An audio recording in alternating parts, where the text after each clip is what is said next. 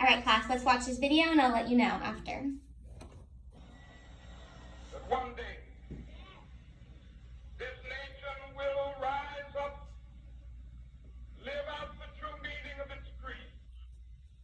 We hold these truths to be self-evident, that all men are created equal. I have a dream that one day on the red hills of Georgia, sons of former slaves and the sons of former slave owners, will they be able to sit down together at the table of brotherhood? I have a dream. My poor little children will one day live in a nation where they will not be judged by the color of their skin, but by the content of their character. I have a dream. All right, awesome. So you know how we've been reading about Martin Luther King Jr. the last couple days? Yes. All right, so today we are finishing it and we are going to be reading about his speech. All right, so I want you guys to talk in a group of 3 about what 2 words we talked about yesterday as a class. We talked about when When and where? what was the other one? Where. Yeah. Okay. So what 2 did we talk about? When and where. All right, so yes, we talked about when. So a time, remember? When, can you point to your time? When. And we talked about where, which is a place. So where, can you redo this class again? Where. So we have when and where. All right, awesome. So now today, we're gonna be talking about 2 different words. We're gonna be talking about why and how. So let's read the objective out loud as a class so we know what our learning goal is gonna be for today. I will be able To ask and answer questions based on the why and how on pages 32 to 47 of Martin Luther King Jr. and the March on Washington by turning in a note card and answers on my learning experience. Awesome. So today I said that we were going to be talking about the why and the how. So why is a reason or explanation. So when we're going to do it, we're going to say why. Can we do that? Why? Can we do that again?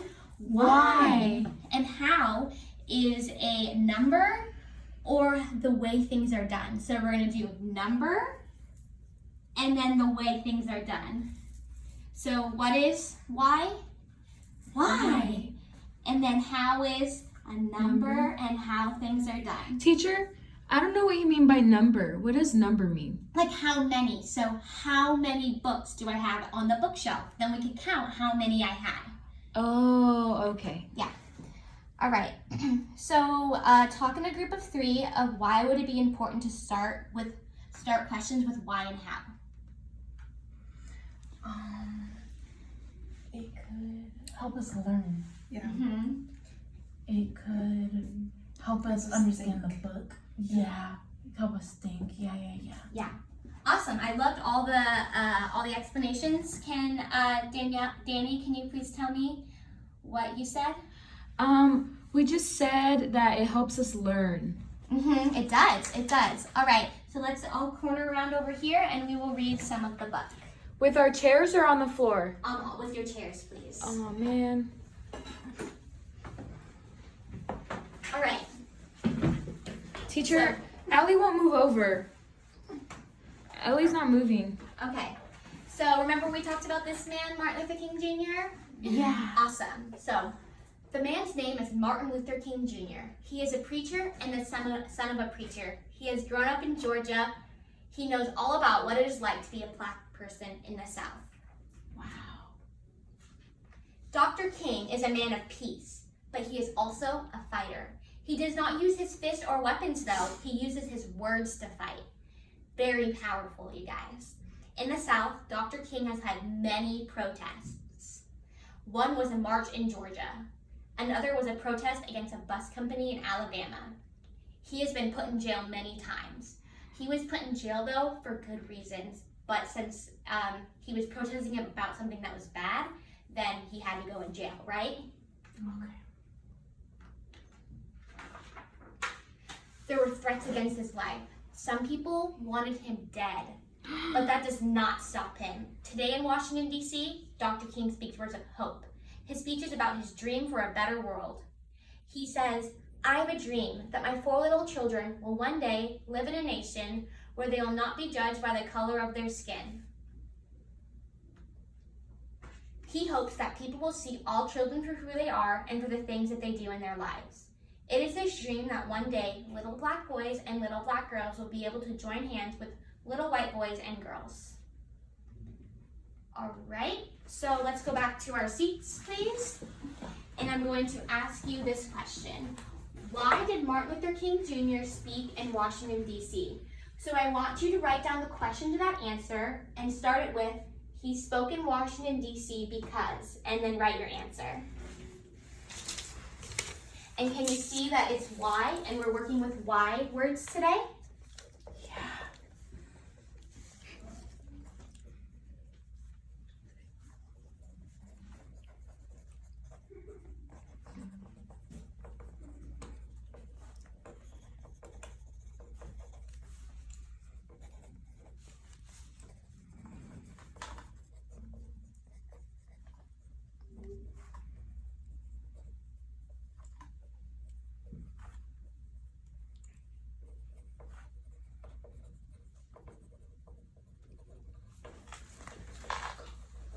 All right, so we are going to do a think, pair, share now.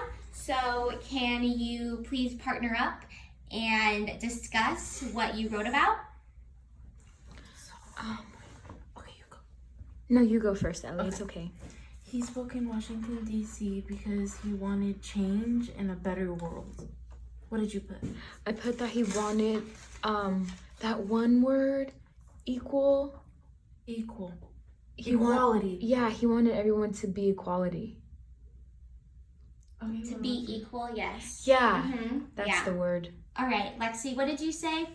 So for the question, it was, why did Martin Luther King Jr. speak in Washington, D.C.? And can you answer it, please, using our sentence stem that was given? He spoke in Washington, D.C. because that's where the march was. Does everyone agree with that? Is she right or wrong about that answer? I think she's right. So did she just ask a question, or did she just give an answer? An answer. Okay, and what did I do? Did I ask a question or did I answer it? You asked. Okay, awesome. So now let's swivel around again and let's finish the book. Yay, Okay. so exciting. Ellie, move.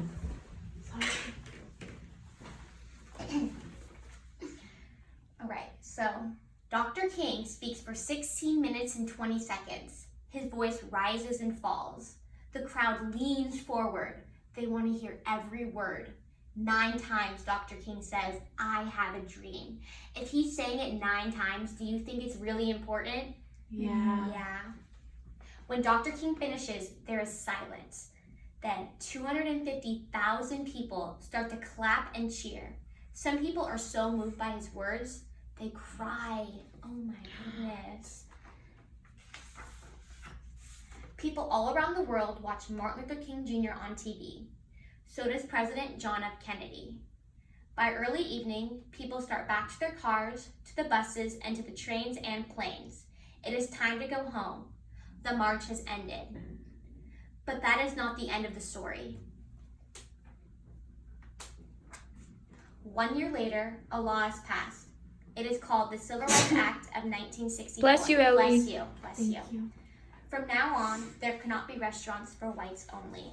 There cannot be separate seating for black people and white people in any public place. People cannot be kept apart just because of their skin color. See, it used to be whites only, but now they have to take the sign down because everybody is allowed to sit anywhere they want. Wow, that's good. That's nice. It does not change everything, but it is just the beginning.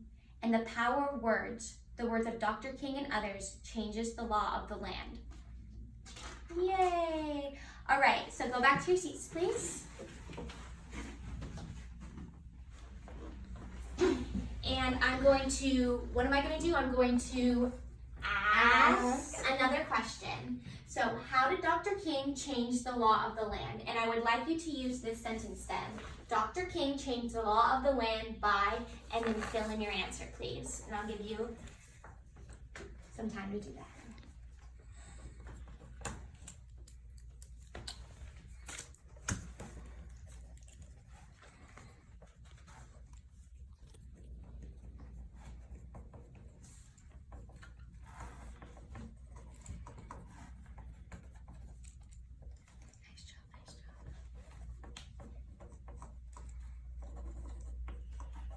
put your pencil up when you're done, please? Awesome, awesome. All right, can you talk to each other about what you said, please? I said he did change the law of the land by doing a speech. I said he changed the law of the land by writing a speech and saying it. I said he changed the law of the land by protesting. Yeah. Does anyone want to volunteer and say what they said? Ellie, you had a good one. You go. Me. Okay. Dr. King changed the law of the land by writing and saying a speech to many people. Awesome. You guys are really doing good at answering these questions. So now, for the rest of the lesson, we are going to be asking questions. So I want everybody to stand up and find someone with the same color shoes as them, and we will begin the learning experience. I'm good. Lexi, we have the same color shoes.